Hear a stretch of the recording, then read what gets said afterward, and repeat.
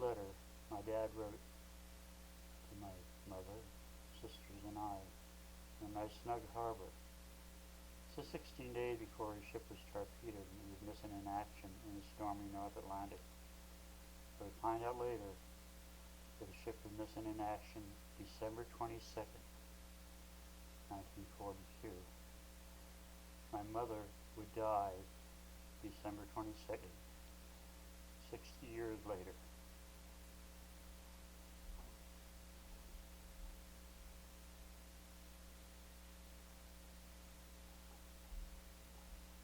Saturday, November 28th, 1942, St. John's, Newfoundland. My dearest wife and children, I'm happy that I'm able to drop a few lines so soon. Everything is fine and dandy, and being in a country where we can eat a lot of codfish and more fish. Well, dearest, I sure had a rough passage for my first time in 3 years to sea, the worst I've ever seen in my 18 years of sea experience. When I say the sea were like mountains, that's what they were. So now I'm the happiest man to be lying to in a nice snug harbor. Gee, kids, talk about cold weather.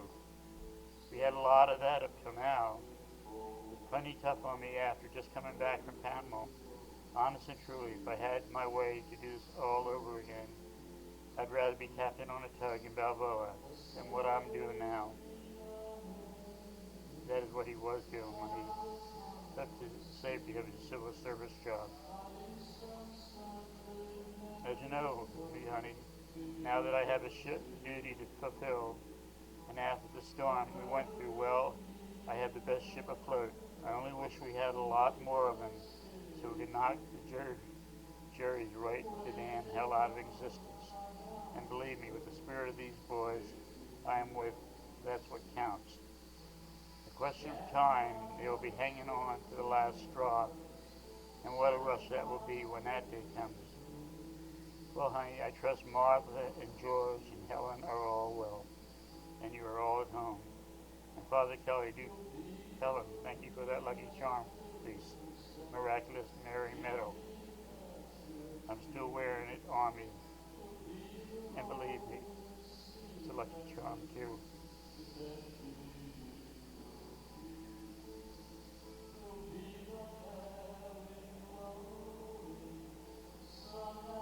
I'm sorry as I can't go into details. As in regard to my voyage, all I can ask of you is not to worry and forever have faith. All will be well, as I'm sure as what I am doing now, being a chief mate, as I'm sure that you would want me to do, my duty, love to my country, as so many are doing right along.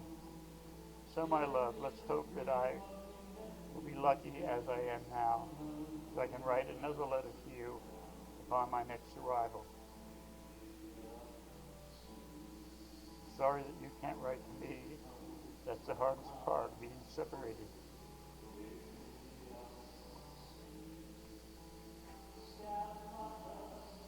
Well, that's all for the time being for a while. Hope this letter finds you in the best of health. And children, I love you all.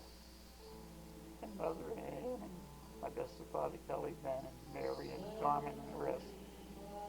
P.S. I hope you let my mother know you heard from me and Joe too. I'll write to them just in case their letters go astray. Love, Harry. My father came from Austria. He became an American citizen when he was 12. He left home in New York City and went to sea out of New Orleans. At 15 years of age, he worked his way up the hard way to become shipmaster and captain. My dad, who had shipmaster papers for any tonnage, any ocean, took a lesser position to relieve a friend, Harry Coleman, to be with his wife, who was giving birth to twins in New Orleans. Dad was waiting for his command of his own ship at the time, but was anxious to get into the fray and do his duty.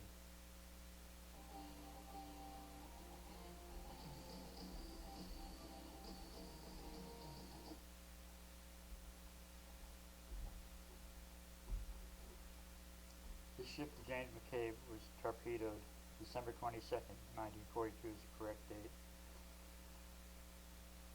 by a German U-boat off of Iceland. He was missing in action, received a Navy officer's commission posthumously. My mother, Helen, is in the center of the following pictures. She used to work in the textiles mill handling heavy weaving leaves in Philly. She was underage, and when the inspectors came around, they would hide Mom. She went to sea as a stewardess on the Grace Line, Santa Barbara, and met and fell in love with my dad, who was a ship officer on the Santa Barbara. She did forever have faith that my dad asked her to have his letter and always hoped he would return. She never remarried. Fidelity is a trait in the Bush family. Later I took care of Mom as my primary caregiver until she passed away at 99. She was a saint in her own way with a dash of sailor's salty language on rare occasions.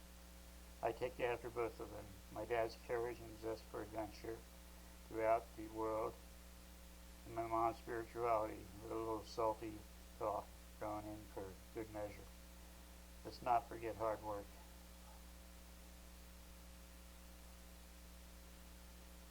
The top two in the montage is me on the left.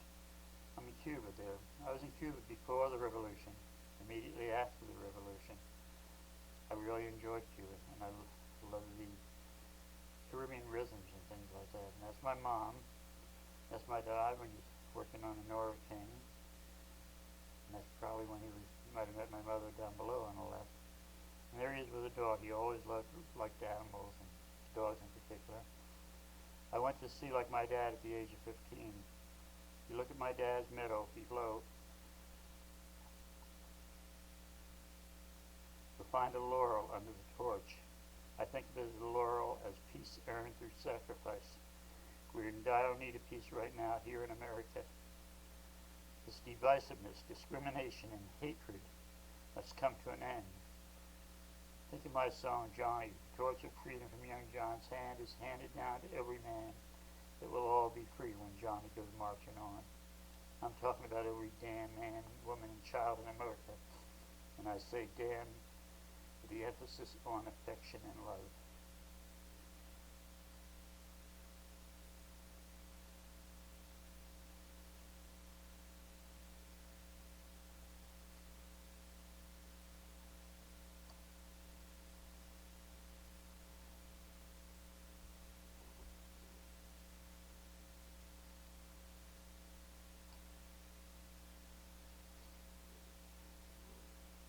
My dad, Harry Blythe, and JFK were among the strong influences and sources of courage and inspiration throughout my life. Be a hero of one in your own decisions. Follow through with courage. It's important for me to do my part now, as it has always been like my dad. I want to do something for my country now. Honorary scholarships for children of deceased soldiers became a reality. I worked on and shared the concept for years before it did happen. When I became a politician, I used to admire, tried to change the concept so it would be awarded only to those who re-enlisted. I got angry about it. You're more apt to be killed on your first tour of duty and you're inexperienced. I believe that they're considering eliminating the program to cut costs. I'm aware of the excellent public programs to help veterans and their families, which I support financially when I was able to, and circulated information about them through my gallery and homepage before I closed my gallery as a result of medical and financial problems that go hand in hand. I'm still paying a financial price for being outspoken as a peace and anti-discrimination advocate, being influenced by my love of St. Francis of Assisi and Jesus' command of love and his new command of love your neighbor as I have loved you. My off-the-wall humor and satire comes into play naturally as a blessing and a curse. It's a blessing for those who have their spirits lifted, and curses head my way from those that narrow and oppose to change minds.